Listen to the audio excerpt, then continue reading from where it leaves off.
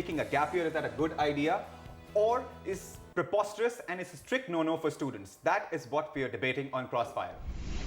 In the studio, I'm joined by Ashwant AR, engineering student, Shivnadar University, and on my left, and I'm joined by Lavanya Sandeep, BSc Mathematics student, again from Shivnadar University.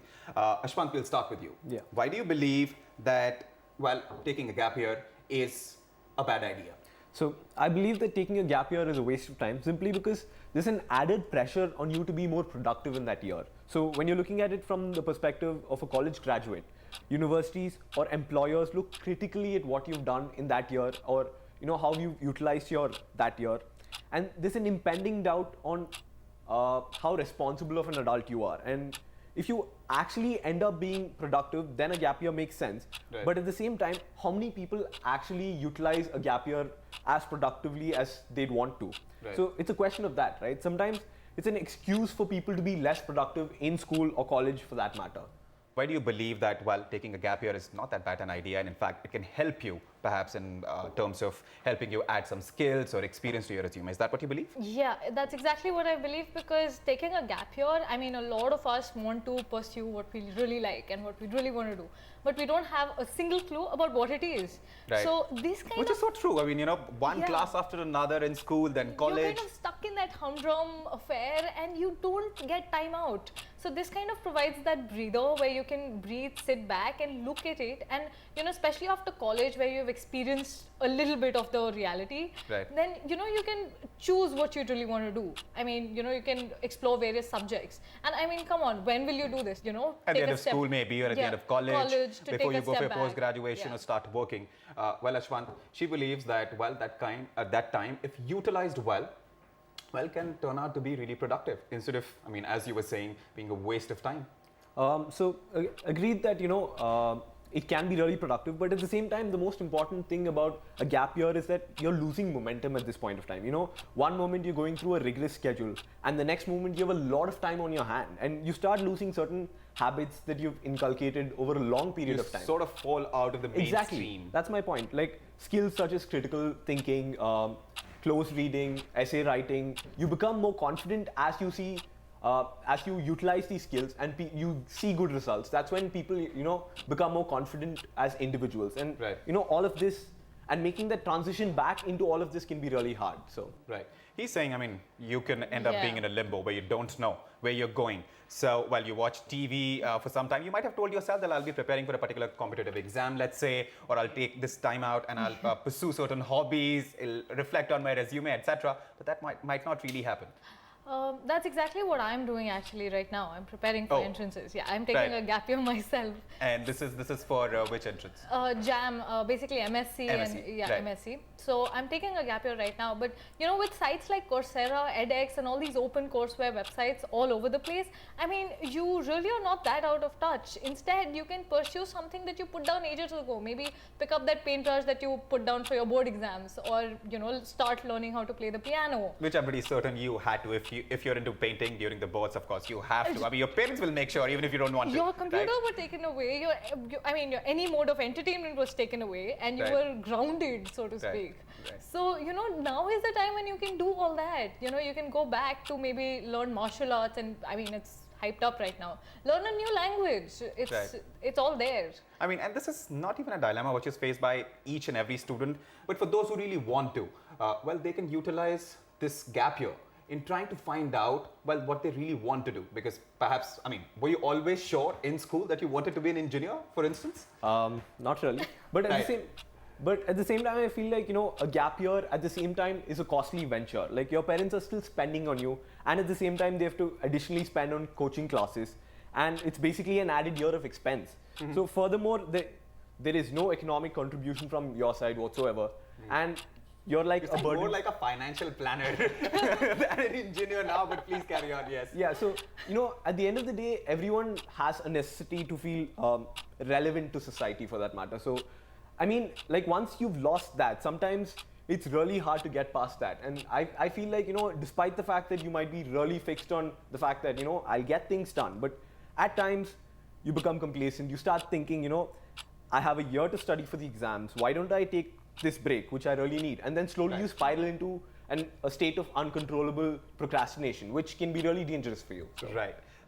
Somebody's paying for it, and he's saying, well, why should your parents have to pay for another year on top of the years that you have to spend in school and college? Well, they don't really have to. You know that there are NGOs and various things that you can do. So voluntary work and all of that, right? Voluntary work, online jobs. There are so many work-at-home jobs nowadays right. that you can take up, and you can keep yourself engaged. That's the key, right? You have to keep yourself engaged, and you have to be in that. And you know, this also develops your skills, like in terms of soft skills. Right. You know, you go out, meet people, interact with people, and especially for those students who are really, you know, in those reserved wala category, right. this is probably one of the good things that, you know, would come out of a gap year. Long overdue, but let me ask you this now. Yeah. Why did you decide to finally take a gap year at the end of your college?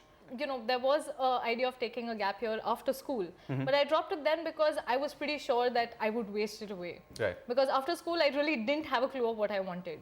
But now after so it made sense being part of the cycle, going to college. Exactly, right. like exploring new options and studying that. And you think you could not have done this if you would have enrolled in a postgraduate course or if you would have started working?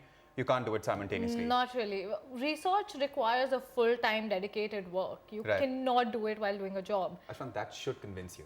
Because here's an example right in front of you, and she has pretty much spelled it out for you. What all she's doing during this, what all she's going to be going to do during this 1 year? Oh yeah, next 1 year. Yes. So this 1 year for entrances and the projects. How do you counter what she has said? Forget about the points you might have prepared for the debate, and you might have thought that this is what I'm going to say and win the debate. But how do you sort of, you know, what is your rebuttal? Along the same lines, you know, the point is that the fact that you can still figure out things right in college during the course of an academic year is still possible. And like for example, in our university, we've had the option of electives to experience and understand what it is that you really want to do, at least to a certain extent. And a lot of my friends in engineering who've realized that, you know, engineering is not their strong suit.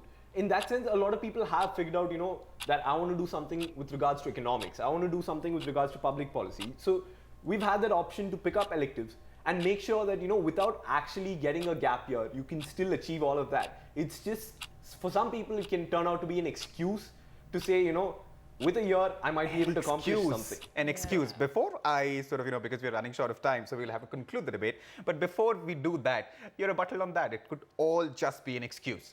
An excuse for what exactly? I mean, you know, if you have excuse for perhaps, watch more TV, you know, and do leisure activities, indulge yourself in leisure activities like traveling, so to speak, which a lot of people sort of, you know, just consider it a leisure activity, while travel could really enrich. I mean, it could be an enriching experience. Absolutely expands your views. Well, but as you said, a gap year has to be utilized in the right way. It's not like you can just twiddle your thumbs sitting at home and, you know, everything will work out magically. That's not how life works. Right. All right. Ashwant, I'll ask you for your concluding remarks at this point in time. What are your concluding remarks? What do you feel? So my concluding remarks is that, you know, there's the fact that there's a lot of pressure on you at the end of the day when you take a gap year. And sometimes it gets you, sometimes it doesn't. Like if you've gone past that and at the end of the day you come out a successful man, good for you. But at the same time, how many people actually get past that is the question, right? So I feel like it's a safer bet to not take the gap year and actually achieve what you want to achieve. Right. So before we wrap up, Lavanya, that's a very valid point. I mean, don't put all your eggs in one basket, as they say. So when you're taking this gap year and you're preparing for a competitive exam, if you look at the results of various competitive exams, for example, UPSC, or for that matter, ITJ, right? All these exams, the success rate is very low. 9 lakh students applied last year, roughly 9 lakh students for UPSC, about 5 lakh appeared. Finally, roughly 2,000 students made the cut. So that's a big gamble. How do you counter that? So the point is that we need to realize that everybody is born with a different skill set, and we can't afford, like with the limited time that we have in these crucial years, we can't afford to waste it away. And you don't agree that life doesn't give you time to get back on your feet? You have to do it all while walking, while running? You need to, okay, you may fall, but you can't stop at a certain point. You should not stop. The point is you fall, but you get up.